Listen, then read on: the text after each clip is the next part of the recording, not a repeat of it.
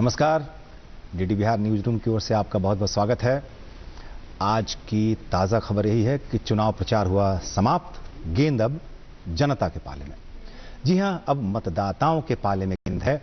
और 7वें चरण का जो चुनाव 1 जून को होना है, बिहार में जिन 8 लोकसभा क्षेत्रों में पूरे देश की तरह चुनाव प्रचार का शोर आज थम गया। अब जिन लोगों को वोट करना है वो किस तैयारी के साथ 1 तारीख को बूथ पर आते हैं, ये देखना बाकी है। चुनाव आयोग ने पूरी तैयारी कर ली है।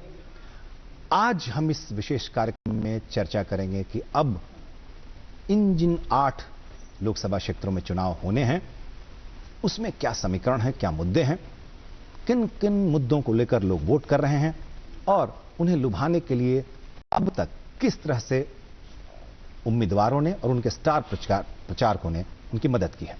तो इससे पहले कि हम बातचीत शुरू करें, आइए हमारे अतिथियों से परिचय प्राप्त कर लीजिए। हमारे साथ हैं वरिष्ठ पत्रकार मिथिलेश कुमार जी। मिथिलेश जी, बहुत बहुत स्वागत है। नमस्ते, धन्यवाद। हमारे साथ राज्य के एक और वरिष्ठ पत्रकार फैजान अहमद साहब हैं। फैजान साहब, बहुत बहुत स्वागत है आपका। शुक्रिया जी। इससे पहले कि हमारी बातचीत शुरू हो, आप बात करें कि किस तरह से अब लोग उत्सुक हैं मतदान करने को और प्रचार के बाद किस तरह से रणनीति तैयार कर रहे हैं उम्मीदवार। लेकिन उससे पहले आइए देखते हैं न्यूज रूम की एक रिपोर्ट।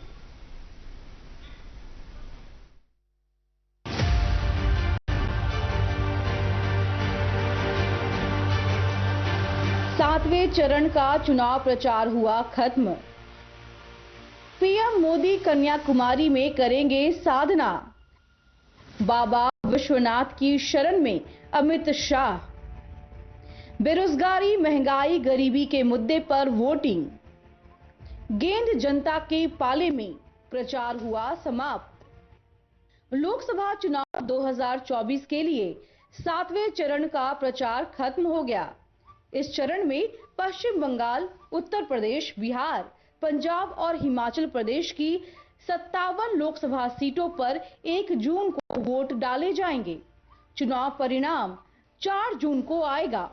पीएम मोदी चुनाव प्रचार खत्म करने के बाद कन्याकुमारी पहुंचे हैं, जहां वो स्वामी विवेकानंद को श्रद्धांजलि देने के लिए बनाए गए विवेकानंद रॉक मेमोरियल में ध्यान लगाएंगे। तेजस्वी यादव ने प्रधानमंत्री नरेंद्र मोदी के चुनाव प्रचार खत्म होने के बाद 24 घंटे के ध्यान साधना पर सवाल उठाया है। तेजस्वी यादव ने कहा है कि प्रधानमंत्री नरेंद्र मोदी 24 घंटे के लिए मार्केटिंग के लिए जा रहे हैं। उन्होंने कहा कि बेरोजगारी, महंगाई और गरीबी के मुद्दे पर बीजेपी बैकफुट पर है। मार्केटिंग करने जा रहे हैं, फोटो खिंचवाने जा रहे हैं, शूटिंग करने जा रहे हैं। पिछले बार गुफा में बैठ के फोटो खिंचवा रहे थे, इस बार कन्याकुमारी जा रहे हैं। तो प्रधानमंत्री जी से निवेदन है कि मीडिया और कैमरा पे प्रतिबंध लगाएं और जाइए, जो ध्यान करना कीजिए, ध्यान में बाधाओं को बतलाइए। बीजेपी नेता मनोज तिवारी ने दावा किया कि अब तक हुए चुनाव में एनडीए 380 सीट जीत चुकी है। उन्होंने विपक्ष पर निशाना साधते हुए कहा कि इंडिया गठबंधन भिंडी के बीज की तरह बिखर जाएगा। नरेंद्र मोदी जी लोगों के दिलों में बसे हैं। कौन कौन रास्ता रोकोगे? अब सबके हार्ट का रास्ता रोकोगे क्या? नरेंद्र मोदी जी अपने कर्मों से दिलों में हैं और जो विपक्ष है वो अपने कर्मों से रसातल में जाते हैं। आने से पहले इंडी गठबंधन 1 जून को बड़ी बैठक करने जा रही है, तभी विपक्ष अब इंडी भिंडी के बिया जैसा बिखर जाएगा। एलजेपी रामविलास के सुप्रीमो चिराग पासवान ने कहा है कि 4 जून के बाद इंडी गठबंधन के नेता बेकार हो जाएंगे, जबकि पीएम मोदी शपथ ग्रहण की तैयारी कर रहे होंगे। ना इनको सरकार बनानी है, ना देश चलाना है। प्रधानमंत्री जी तीसरी बार शपथ की तैयारी कर रहे होंगे। ऐसे में फुर्सत के पल हैं इन लोगों के पास, तो ये लोग इस फुर्सत के पल को कैसे बिताएंगे, उसको लेकर जरूर 1 तारीख को लोग बैठक करेंगे। चुनाव प्रचार खत्म होने के बाद अब गेंद जनता के पाले में चली गई है। आखिरी चरण के प्रचार के दिन सभी दलों ने जमकर पसीना बहाया, लेकिन ये तो अब 4 जून को ही पता चलेगा कि जनता किसके वादों पर भरोसा करती है। ब्यूरो रिपोर्ट, दूरदर्शन समाचार, पटना।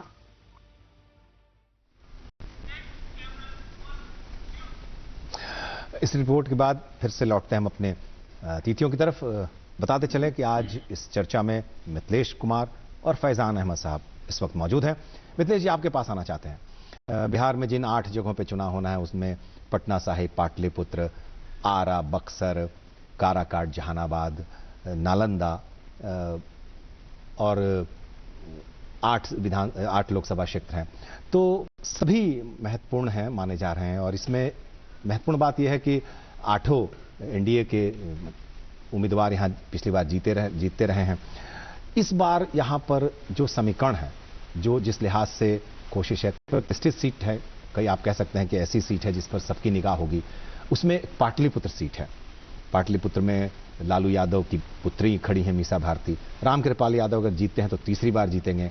तो सबकी निगाह है कि इस बार वहां पर क्या होगा। अगर हम बातचीत शुरू करें पाटलिपुत्र से, तो क्या लग रहा है, क्या समीकरण बन रहे हैं यहां पर? पाटलिपुत्रा में देखिए ध्रुव जी, हैट्रिक का मामला है। रामकृपाल यादव इस बार भी, पिछले 2 बार से वो चुनाव जीत रहे हैं। इस बार भी बीजेपी ने, भारतीय जनता पार्टी ने उनको एनडीए का उम्मीदवार बनाया है जी। अगर उनकी जीत होती है तो वो हैट्रिक होगी। और अगर मीसा भारती जो लालू प्रसाद यादव जी की पुत्री हैं और वो लगातार तीसरी बार उम्मीदवार हैं आरजेडी से, वो जीतती हैं तो इनके हैट्रिक पे वो ब्रेक लगाएंगी। मुकाबला काफी कांटे का है।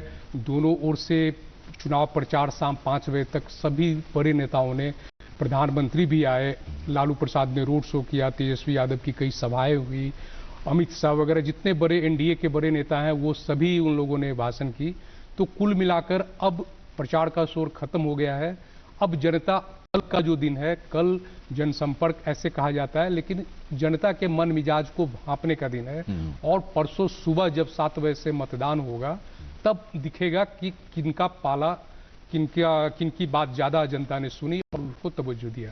मतलब कह सकते हैं कि सबों ने पूरी ताकत झोंक दी। बिल्कुल। अंतिम चरण, मतलब 8 सीटें महत्वपूर्ण सीटें थी, तो सबने अपनी कोई कसर नहीं छोड़ी। बिहार की 8 सीटें इस अंतिम चरण में, 7वें चरण में है। मतलब जी, एक बात जो यहाँ पे समझने की है कि बाकी जगहों पे हम अगर विभिन्न जातियों के उम्मीदवार होते हैं तो समीकरण बनाना आसान होता है, विश्लेषकों के लिए भी और जनता भी, कि भाई ये लोग इसमें, यहाँ पे थोड़ा सा ये दोनों। बिल्कुल, आप ठीक आपने कहा। इस बार का जो सिचुएशन है, शुरू से ही आपको याद होगा जब इंडी गठबंधन का जन्म हो रहा था, या कहिए कि उसकी जो बीजारोपण हो रहा था, उसी समय में इंडिया गठबंधन अलायंस के लोगों ने कहा था कि इस बार की जो लड़ाई होगी वो आमने सामने की लड़ाई होगी। हम एनडीए के सामने एक सशक्त एक उम्मीदवार देंगे और उसकी परिणति, भले इंडिया गठबंधन में बिखराव हुआ, कई लोग बाहर गए, कई शामिल भी हुए, लेकिन उम्मीदवार एक के खिलाफ एक ही रहा। तो इसका फायदा जो है वो विपक्ष के उम्मीदवार को भी मिल सकता है। और जो समाचार विश्लेषण हम लोग करते हैं वो भी थोड़ा आसान है। कुछ सीटें हैं जहां तीसरे उम्मीदवार भी हैं जो मजबूती से खड़े हैं, लेकिन आमने सामने की लड़ाई में अगर हम पाटलिपुत्र की बात करते हैं तो पटना साहिब की भी बात कर लेते हैं। तो पटना साहिब में भी आमने सामने की लड़ाई है। अंशुल अभी जीत हैं कांग्रेस से, और इस तरफ से दूसरी बार मुझे लगता है कि जीतने की दूसरी बार है, जीतने की कोशिश कर रविशंकर प्रसाद कोशिश कर रहे हैं। तो यहाँ भी आमने सामने की लड़ाई दिख रही है। जी बिल्कुल। पटना साहिब भारतीय जनता पार्टी के लिए आप ऐसे माने कि जैसे 3 पूर्व केंद्रीय मंत्री इस 7वें चरण में हैं। एक रविशंकर प्रसाद जो भारतीय जनता पार्टी के हाई प्रोफाइल नेता है, दूसरे रामकृपाल यादव जो अभी हम लोगों ने चर्चा की पाटलिपुत्रा सीट से हैं, और तीसरे उपेंद्र कुशवाहा जो काराकाट से हैं, और एक केंद्रीय मंत्री आरा से आर के सिंह। तो पटना साहिब का जो, एक तो बिहार की राजधानी है, हाई प्रोफाइल नेता है, और अंशुल अभिजीत जो कांग्रेस के प्रत्याशी हैं, उनका भी बैकग्राउंड जो है वो बाबू जगजीवन राम के नाती होते हैं, मीरा कुमार के बेटे हैं वो, तो उनका भी एक अलग एक ऑरा है। एक अब मुकाबला देखना है कि जनता किनको पसंद करती है और किनको नापसंद करती है। फैजान साहब, आपके पास आना चाहेंगे। बहुत, मतलब अगर हम बात करें पटना साहिब की, तो एक बहुत ही मजबूत उम्मीदवार विपक्ष ने दिया है यहाँ पर। जगजीवन राम जी जो हमारे पूर्व प्रधानमंत्री थे, उनके नाती हैं, मीरा कुमार जी के बेटे हैं। तो ये कि पॉलिटिकल बैकग्राउंड बहुत काम करता है जनता को लुभाने में, मतदाताओं को प्रभावित करने में, बशर्ते कि आप उनके बीच के नहीं हो, अचानक से आ गए हों। क्या लगता है आपको? देखिए ध्रुव जी, पहली तो बात तो ये कि ये पूरा चुनाव इस माने में भी बहुत दिलचस्प और बहुत आकर्षक है कि लगभग हर जगह, अगर हम 2-3 कंस्टिट्यूंसीज को छोड़ दें तो हर जगह डायरेक्ट फाइट है, सीधा मुकाबला है। और यही शायद ज़्यादा दिलचस्पी इसलिए भी लोगों के और इसमें आकर्षण भी लोगों का बना है कि भाई सीधा जब मुकाबला हो रहा है दो पार्टियों के या दो गठबंधन के बीच में, तो उसका नतीजा क्या होगा। बात अगर पटना साहिब की करते हैं तो देखिए, पटना साहिब एक ऐसी सीट है जहां एक पार्टिकुलर पार्टी के उम्मीदवार बड़ी जीत की तरफ हमेशा अग्रसर रहे और जीत उन्होंने दर्ज भी की है। क्योंकि ये अपोजिशन की बदकिस्मती कहें या जनता का ये कुछ इस तरह का माहौल बना कि अपोजिशन का जो भी उम्मीदवार हुआ आमतौर पर वो बड़ा कमज़ोर साबित हुआ, इसलिए वो एकतरफा फाइट हो जाती थी। लेकिन इस बार आप देखिए कि जो कांग्रेस ने जिनको उम्मीदवार है अंशुल अभिजीत, हालांकि वो यहाँ के नहीं है, मुकामी नहीं है, लोकल नहीं है वो, लेकिन फिर भी उन्होंने बहुत ही मजबूती के साथ अपना चुनाव लड़ा है और जनता के बीच गए भी हैं। और जो आप कह रहे हैं कि जो फैमिली बैकग्राउंड, यानी बाबू जगजीवन राम के वो नाती हुए और मीरा कुमार के वो पुत्र हुए, तो इस लिहाज से भी लोगों में आकर्षण उनका बढ़ा। क्योंकि ये देखने में आया कि जहां जहां भी गए हैं उन्होंने एक चीज यहाँ ये भी देखने की वाली ये बात है, अंशुल अभिजीत ने जहां जहां भी भाषण किया है, जो मुझे मालूम हुआ है, जो मैंने जो पढ़ा है, देखा है, उन्होंने कहीं भी बाबू जगजीवन राम या मीरा कुमार का रेफरेंस नहीं दिया है जी। वो अपनी बात ही कर रहे हैं कि भाई हम यहाँ आए हैं, लड़ने नहीं आए, हम जीतने आए हैं और हमारी ये है और हम ये करना चाहते हैं। उन्होंने तो अपना एक अलग मैनिफेस्टो टाइप भी उन्होंने अपना रिलीज कर दिया, जो कि एक कांग्रेस का कैंडिडेट, मैंने कभी नहीं देखा कि कांग्रेस का कोई एक कैंडिडेट अपना मैनिफेस्टो या अपना वो पत्र निकालता हो। बहरहाल ये एक अच्छी फाइट की तरफ उनका एक रुझान तो है और जनता भी इस चीज को समझ रही है कि यहाँ मुकाबला है इस बार, ऐसा नहीं कि कोई एकतरफा बातचीत नहीं है, मतलब हर जगह बढ़िया मुकाबला है, कांटे का मुकाबला है। अगर हम पटना साहिब और पाटलिपुत्र की बात कर ले जल्दी से, क्योंकि हम लोग को और भी आरा और बक्सर पे ही बात करनी है, तो क्या मुद्दे लगते हैं, क्योंकि ये ऐसा दोनों इलाका है जहां ग्रामीण भी है इलाका, शहरी इलाका भी है। अगर हम पाटलिपुत्र की बात कर लें तब भी पटना साहिब की बात कर लें, पटना साहिब की बात करें तो जहां इसमें शहरी इलाके हैं, कुम्हरार हैं, पटना साहिब है, बांकीपुर है, तो दूसरी तरफ बख्तियारपुर भी है, फतुहा भी है, इधर दीघा भी है, तो ये ग्रामीण इलाका है बख्तियारपुर और फतुहा। तो अगर क्या इस तरह के जब क्षेत्र होते हैं, पटना राजधानी है, तो किन मुद्दों पे लोग ज्यादा उभर के आते हैं? ग्रामीण के लिए अलग मुद्दे होते हैं, जो शहरी मतदाता हैं उनके लिए अलग मुद्दे होते हैं, अलग डिमांड होती है, अलग उनकी रिक्वायरमेंट होती है सांसद से, क्या लगता है आपको? ये देखिए, एक तो ये राष्ट्रीय चुनाव है, देश के लिए चुनाव हो रहा है, देश की सरकार किस पार्टी की होगी, कौन प्रधानमंत्री होंगे, तो स्थानीय मुद्दा मोटा मोटी हम लोग ऐसा मान सकते हैं कि वो गौण होता है। राष्ट्रीय मुद्दा में अब जैसे पटना की गंगा की जो पानी है वो दूर होती जा रही है शहर से, एक ये मुद्दा है। राष्ट्रीय नेशनल हाईवे जो है वो पटना में, जैसे पटना को रांची से कनेक्ट करने वाला है, पटना गया डोभी, वो मामला है। पटना के आसपास गंगा नदी में पुल बनने वाला है, वो मुद्दा है। पटना का प्रदूषण मुद्दा है। राजधानी की बात करें तो राजधानी से हट के बात करें, फतुहा, बख्तियारपुर जो पटना साहिब का इलाका है, तो खेती, किसानी, पानी, सिंचाई, रोजगार एक बड़ा मुद्दा है। पाटलिपुत्रा में भी जैसे पटना का एम्स है उस इलाके में है, उसको और बिहटा का इलाका कैसे एक डेवलप हो रहा है, NIT आप देखेंगे उस एरिया में बना, और भी डेवलपमेंट हो रहे हैं, ESIC हॉस्पिटल है, तो लोगों को नागरिक सुविधाएं कितनी मिले ये एक मुद्दा तो है। लेकिन जैसे जैसे चुनाव करीब आता है, जैसे चुनाव के घंटे पास आएंगे, तो वो मुद्दे एक तरफ हो जाएंगे और कहीं ना कहीं हम स्वीकार करना होता है कि वो एक जाति का जो है वो भी एक मुद्दा होता है।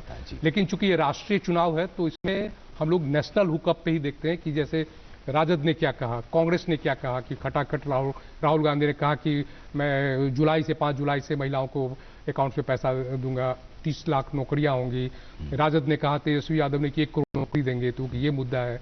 प्रधानमंत्री ने कहा बीजेपी के लिए कि जो 5 किलो अनाज वाला है वो अगले 5 साल तक चलेगा, 70 साल से अधिक के लोगों को आयुष्मान का कार्ड देंगे, किसान सम्मान निधि बढ़ेगा। तो ये कहीं ना कहीं विकास भी एक मुद्दा हो जाता है, विकास का मुद्दा भी, क्योंकि उनके पास है कि हमने इतने highways, railway highways, industry, airport है, ये सारी चीजें हैं। और वो मतलब नागरिक सुविधाओं में ये इजाफा हुआ है। तो कुल मिला के मतलब हर मुद्दे अपनी अपनी जगह कायम है, लोगों के साथ हैं, लोगों के पास हैं। अगर हम बात करें एक काराकाट की, इन 8 में काराकाट ऐसी सीट है जो बहुत माना जा रहा हॉट सीट हो गया, शायद इसलिए कि वहां पर एक फिल्म अभिनेता आप कह सकते हैं, भोजपुरी के फिल्म अभिनेता पवन सिंह आ गए निर्दलीय उम्मीदवार के रूप में, और इस तरफ से पूर्व केंद्रीय मंत्री भी हैं। तो ये कहीं ना कहीं से क्या लगता है आपको, काराकाट में क्या समीकरण बन रहा है और क्या होगा? देखिए, 7वें चरण का जो चुनाव है उसमें एक काराकाट ही ऐसी सीट है जहां पे त्रिकोणात्मक संघर्ष हो रहा है। जी जी। एक उपेंद्र कुशवाहा जो उनकी पार्टी है राष्ट्रीय लोक मोर्चा, वो एनडीए का एक पार्ट है, तो उपेंद्र कुशवाहा दूसरी बार वहां से लड़ने गए हैं। और राजा राम सिंह उनके मुकाबले महागठबंधन ने जो दिया, सीपीआईएमएल भाकपा माले के राजा राम सिंह पूर्व विधायक हैं और पार्टी में उनका कद बढ़ा है, वो एक जमीनी नेता भी है। तो ये दोनों के बीच पवन सिंह जो भोजपुरी एक्टर भी हैं, गायक भी हैं, उन्होंने बतौर निर्दलीय अपनी उम्मीदवारी पेश की है और कई फिल्म से जुड़े लोगों ने उनके लिए सभाएं भी की है। एनडीए में भी अमित शाह से लेकर कई आसपास के राजनाथ सिंह, प्रधानमंत्री का खुद वहां चुनावी सभा हुई। तो ये एक गोलबंदी अधिक से अधिक मतदाताओं को अपने पक्ष में मोड़ने की एक कवायद के रूप में देखा जाता है। राजा राम सिंह के पक्ष में तेजस्वी यादव और मुकेश सहनी और जो दीपांकर भट्टाचार्य हैं वो उन्होंने कई सभाएं की है। तो अब यहाँ भी मुकाबला त्रिकोणात्मक है। इन 7 सीटों में एक पहली सीट है जिसका दूरगामी असर पड़ता दिख रहा है। जी जी। काराकाट में भी मैं कहना चाहूँ, काराकाट में भी ये एक दिलचस्प पहलू निकल कर सामने आ रहा है जो त्रिकोणात्मक या ट्रायंगुलर जो कंटेस्ट हुआ है। तो ये जो पवन सिंह हैं, ये पवन सिंह बीजेपी में थे और बीजेपी ने इनको आसनसोल से टिकट दिया था। जी, मैंने ये बहुत पहले की बात होगी, शुरुआती जब इलेक्शन हुआ उन्होंने टिकट वापस कर दिया, उन्होंने टिकट अचानक वापस कर दिया और यहाँ से दावेदारी पेश कर दी। और दावेदारी तो बाद में हुई, पहले उन्होंने टिकट वापस कर दिया। अब ये समझ में नहीं आया कि भाई वो टिकट उन्होंने क्यों वापस कर दिया, बीजेपी छोड़ दिया या कहीं कोई बात हुई, वो नहीं लड़ना चाहते हैं इलेक्शन, शायद उनको कोई इंटरेस्ट नहीं है इलेक्शन लड़ने में, इसलिए उन्होंने टिकट वापस कर दिया। लेकिन उनके मन में क्या था वो तब खुला जब काराकाट में नामांकन का शुरुआत हुआ और उन्होंने अपना नाम वहां जाकर के उन्होंने नॉमिनेशन फाइल किया। और वो भी जब बीजेपी ने उनको मना किया कि वो ऐसा ना करें, यहाँ तक कि बीजेपी ने उनको अपनी पार्टी से निकाल भी दिया, लेकिन फिर भी वो वहाँ जमे हुए हैं, डटे हुए हैं और इलेक्शन लड़ रहे हैं। दिलचस्प बात यह है कि उनकी माताजी ने भी यहाँ नॉमिनेशन किया था, माताजी ने वापस ले लिया। जी हाँ, ये भी एक दिलचस्प पहलू है। जी मिथिलेश जी, फिर आपके पास आना चाहेंगे। एक और सीट है, वो है बक्सर। बक्सर भी माना जा रहा है कि ये बहुत हॉट सीट हो गया, इसलिए कि वहां पर जो सिटिंग एमपी थे उनको टिकट इस बार बीजेपी ने नहीं दिया। एक नए उम्मीदवार मिथिलेश तिवारी, और वो मंत्री भी थे। जी, मिथिलेश तिवारी को जो विधायक रहे हैं उनको उन्होंने इस बार आजमाइश के लिए मैदान में उतारा है। मुकाबले में निश्चित तौर पर किसी जमाने में और आज भी, लेकिन चर्चित नेता रहे सुधाकर सिंह, मंत्री रहे राज्य में, उनको आरजेडी ने उतारा है। उनके पिताजी अध्यक्ष हैं आरजेडी के। तो ये कहीं ना कहीं से मुकाबला बहुत दिलचस्प होता जा रहा है। 3 और ऐसे उम्मीदवार हैं जिनकी चर्चा जरूरी है इस बक्सर में, क्योंकि एक आनंद मिश्रा जो भी रिटायर्ड आईपीएस हैं, सेवानिवृत्ति उन्होंने ली है, शैक्षिक वीआरएस लिया, वो हैं मैदान में। इसके अलावा बीएसपी के भी मजबूत उम्मीदवार हैं। तो ये कहीं ना कहीं से क्या लग रहा है आपको, 5 उम्मीदवार हैं वहां पर, तो क्या लग रहा है? देखिए, बक्सर जो है उसमें दोनों जो प्रमुख उम्मीदवार हैं, मैं खुद गया था बक्सर चुनाव ग्राउंड रिपोर्ट के लिए, तो 2 उम्मीदवार जो प्रमुख हैं, भारतीय जनता पार्टी ने जिस मिथिलेश तिवारी को उम्मीदवार बनाया है वो गोपालगंज जिले के बैकुंठपुर के वो पूर्व विधायक हैं। पार्टी ने इस बार अश्विनी कुमार चौबे की जगह उनको उम्मीदवार बनाया।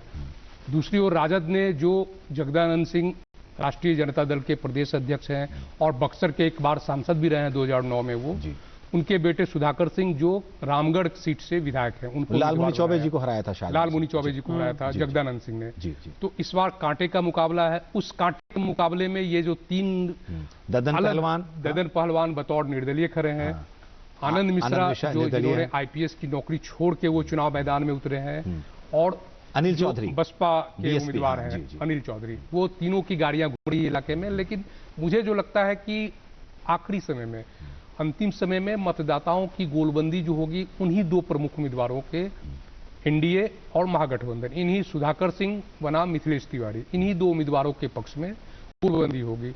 और आज के जमाने में मतदाता काफी जागरूक हैं, वो अपने वोट की कीमत समझते हैं। तो मुझे लगता है कि मैं किसी उम्मीदवार का दावेदारी मैं कम नहीं कर रहा हूं, लेकिन जो मुझे लगा ग्राउंड रियलिटी देखने में, तो लगा कि जो बात टक्कर जो है इन्हीं दोनों के बीच में।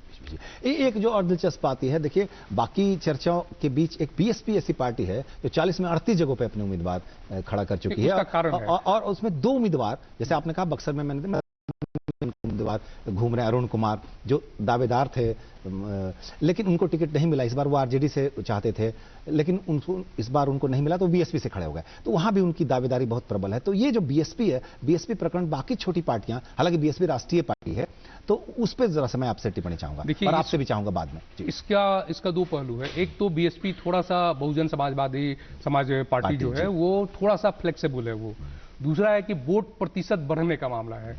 अगर उनको वोट ज्यादा मिलता है तो उनका वोट प्रतिशत बढ़ेगा और उनकी दावेदारी राष्ट्रीय पार्टी के बनी रहेगी। जहानाबाद से जो अरुण कुमार हैं, वो जहानाबाद के पूर्व सांसद हैं, वो तो निश्चित रूप से उनके भी समर्थक होंगे। उन्होंने पूरे दमखम के साथ चुनाव प्रचार किया है और वो घूम भी रहे हैं। तो उनको हार हो जीत हो उनकी ये अलग बात है, लेकिन जो उनको वोट आएगा और बसपा के दूसरे उम्मीदवारों को जो भी वोट आएगा वो पार्टी के लिए प्लस होगा। तो पार्टी की एक रणनीति ये भी है कि अधिक से अधिक वोट उनको मिले और वोट प्रतिशत का लाभ उसको मिले। जी फैजान जी, आपकी टिप्पणी चाहूंगा अभी तक जो हम लोगों ने बात की उस पर। ये अभी जो हम लोग बात कर रहे हैं खासतौर से बहुजन समाज पार्टी के बारे में, जो आपने कहा कि 40 में 38 जगह उन्होंने अपने उम्मीदवार खड़े किए हैं, तो ये देखिए कोई पहली बार ऐसा नहीं हुआ है। मायावती जी बिहार, उत्तर प्रदेश हो या बिहार हो या मध्य प्रदेश या राजस्थान, ये सब जगह वो हर इलेक्शन में अपने उम्मीदवार खड़े करती हैं। उनका मकसद हो सकता है यही हो कि जगह जगह से वो वोट कुछ हासिल करके वो अपना परसेंटेज बढ़ाएं और वो अपने को एक नेशनल पार्टी के तौर पर अपने को रिकॉग्नाइज करवा लें। ये अटेम्प्ट हो सकता है। लेकिन जैसा कि देखिए पिछली बार भी उत्तर प्रदेश में देख लिए, बिहार में तो बहुत पहले की बात है कि विधानसभा के चुनाव में या पिछली बार भी विधानसभा के एक उम्मीदवार उनके जीते थे, जो बाद में दूसरी पार्टी में पहले के विधानसभा पहले में कुछ और जीते थे, 2-3 भी जीते हैं। पिछले इलेक्शन में एक जीते थे। तो मैक्सिमम 6 विधायक उनके रहे हैं जो लालू जी के ज़माने में जहाँ विधायक रहे। लेकिन कोई एमपी के इलेक्शन में, पार्लियामेंट के इलेक्शन में कभी कोई बिहार से उनका नहीं जीता है। ददन पहलवान भी कभी जुड़े हुए थे उस पार्टी से। जी। बहरहाल फिर ऐसा भी होता है कि बहुत से लोगों को जो टिकट नहीं मिल पाता किसी पार्टी से, जैसे राजद से या जदयू से या कांग्रेस से, तो वो उनकी तरफ से मिल जाता हो या जो भी बात हो। लेकिन अभी जो देखने में आया है कि मायावती जी को ऐसा लगता है कि शायद पूरे देश में जो दलितों का एक वोट बैंक है, वो उन पर उनका अधिकार है। जी, उस पर फिर से बिहार पे नजर है उनकी। चलिए हम फिर आपके पास लौटेंगे। मिथिलेश जी, आरा में मंत्री आर.के. सिंह खड़े हैं, तो वहां पर क्या लग रहा है? क्योंकि भी वीआईपी सीट हो जाती है, जैसे ही कोई केंद्रीय मंत्री वहां से और लगातार जीतते रहे हैं, उन्होंने काफी काम भी किया है। तो आरा भी एक ऐसी सीट है जिसको आप कह सकते हैं बहुत चर्चित सीट है, जिसपे देश की निगाह है। बिल्कुल, आरा केंद्र सरकार के लिए, भारतीय जनता पार्टी के लिए, एनडीए के लिए सबसे प्रतिष्ठा वाली सीट है, क्योंकि वहाँ केंद्र सरकार का एक मंत्री और जो जिनका बैकग्राउंड ब्यूरोक्रेसी का रहा हो वो उम्मीदवार है। लेकिन इस बार जो लड़ाई है वो काफी टफ है। सुदामा प्रसाद जो भारतीय कम्युनिस्ट पार्टी मार्क्सवादी CPI-ML उसके विधायक भी हैं तरारी विधानसभा सीट से, और वो एक दावेदार हैं। तो मुकाबला यहाँ सख्त है। और आपको बताएं कि जो भाकपा माले की जो जमीन रही है आरा के आसपास के इलाके में काफी उर्वर रही है। वहां 1989 में रामेश्वर प्रसाद, जब वो इंडियन पीपुल्स फ्रंट हुआ करता था भाकपा माले, उस जमाने में उसके सांसद जीते थे। हालांकि उसके बाद फिर खाता नहीं खुला, लेकिन ये एक उनकी जमीन रही है। तो इस बार मुकाबला बहुत ही टफ है। मैं खुद गया था। एक और CPI-ML के उम्मीदवार है संदीप सौरभ, जो नालंदा से अपनी किस्मत आजमा रहे हैं और वो लगातार चुनौती दे रहे हैं, बहुत टक्कर दे रहे हैं। जो कौशलेंद्र कुमार है वो भी इस बार तीसरी बार जीतने की कोशिश करेंगे, चौथी बार जीतने की कोशिश करेंगे, 3 बार हो चुके, चौथी बार जीतने की कोशिश करेंगे। और वो जिला इसलिए ऐसा महत्वपूर्ण है नालंदा सीट, क्योंकि वो कभी वहां जॉर्ज फर्नांडिस 3 बार लगातार जीते, नीतीश कुमार जीते, वहाँ जीते से और वो नालंदा गढ़ माना जाता है, जी, जी। गृह क्षेत्र है, गृह जिला है मुख्यमंत्री का, तो वहां पर कैसा क्या चल रहा है समीकरण? देखिए, सीपीआई-एमएल को जो महागठबंधन में 3 सीटें मिली हैं वो इसी फेज की है, जी। एक नालंदा, एक आरा और तीसरा काराकाट। काराकाट।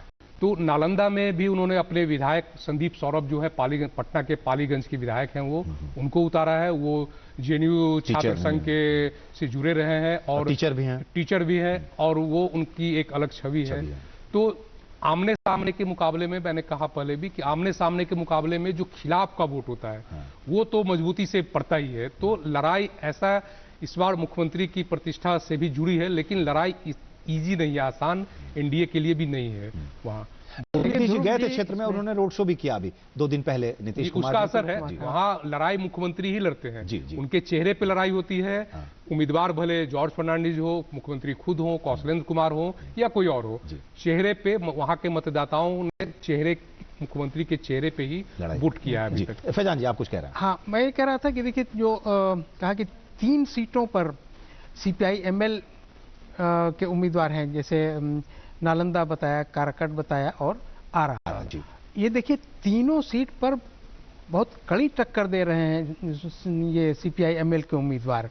और ये सिर्फ ऐसा नहीं है कि वो सिर्फ टिकट ले लिया और उम्मीदवार खड़ा कर दिया और भूल गए, ऐसा नहीं है। बहुत ही सख्त मुकाबला हो रहा है और बहुत अच्छा मतलब वो कंटेस्ट कर रहे हैं।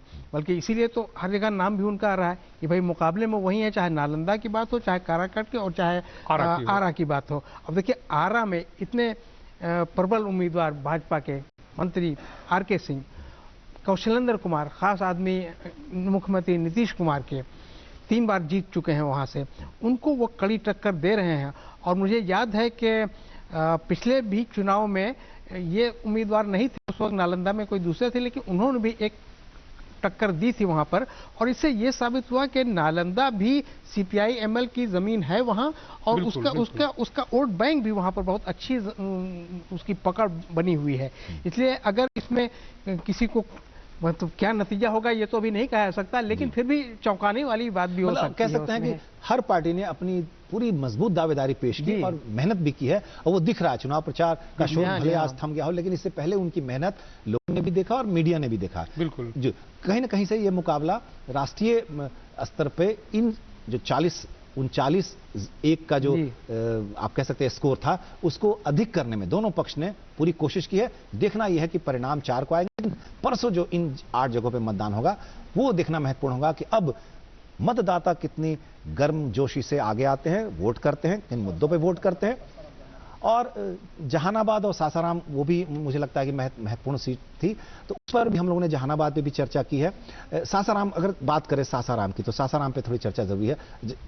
देखिए, सासाराम ऐसा सीट है जहां इस बार एनडीए ने, भारतीय जनता पार्टी ने अपने उम्मीदवार को बदला है। छेदी पासवान यहाँ के मौजूदा सांसद हैं, सिटिंग एमपी है। लेकिन बताते चले कि ये सुरक्षित सीट है। हाँ, वो सुरक्षित सीट है और वो मीरा कुमार भी वहां से जीतती रही है, बाबू जगजीवन राम वहां से जीतते रहे हैं, वो प्रधानमंत्री भी हुए। तो ये सीट जो है इस बार शिवेश राम के बारे में बता दें कि वो केंद्र सरकार के पूर्व मंत्री मुनीलाल जी के बेटे हैं वो। और भारतीय जनता पार्टी ने उनको उम्मीदवार बनाया। कांग्रेस ने इस बार मीरा कुमार ने जहां पहले कह दी कि वो चुनाव इस बार नहीं लड़ेंगी, तो उन्होंने उनकी जगह कांग्रेस ने मनोज कुमार को उम्मीदवार बनाया। तो वहां आमने सामने की लड़ाई है, वहां फैक्टर कोई दूसरा नहीं है, आमने सामने की कांटे की लड़ाई है। और इसकी जो परिणति होगी वो 4 जून को देखने को मिलेगा। जहानाबाद पे भी टिप्पणी चाहते हैं जल्दी से, आपसे समय कम है। जहानाबाद में 3 उम्मीदवार हैं। हम लोगों ने अभी चर्चा की, चंदेश्वर चंद्रवंशी जो जदयू के मौजूदा सांसद हैं और जदयू ने, एनडीए ने उनको दूसरी बार उम्मीदवार बनाया है। उनके मुकाबले राजद ने अपने पूर्व मंत्री और वहां से 2-3 बार पहले भी वो लड़ चुके हैं, सुरेंद्र प्रसाद यादव। पिछली बार मात्र 1700 या 1800 मतों से वो हार गए थे। इस बार उनको उम्मीदवार तीसरी बार वो उम्मीदवार हैं। हाँ, इस बार कांटे की लड़ाई है। अरुण कुमार भी यहाँ उम्मीदवार। अरुण कुमार को बसपा ने उम्मीदवार बनाया है। तो ट्रायंगुलर फाइट है वहां पे। चलिए, समय नहीं है, वरना हम लोग और फिर किसी दिन इस मुद्दे पे बात करेंगे, लेकिन फिलहाल ये मतदाताओं के पाले में गेंद है, जैसा कि हमने शुरू में कहा। तो चलिए, आप सब की तरफ से मिथिलेश जी को और फैजान साहब को धन्यवाद करते हैं, और आपका भी धन्यवाद करते हैं कि आप सब डीडी बिहार के साथ बने रहते हैं। तो बने रहिए, देखते रहिए डीडी बिहार। आज के लिए बस इतना ही। नमस्कार।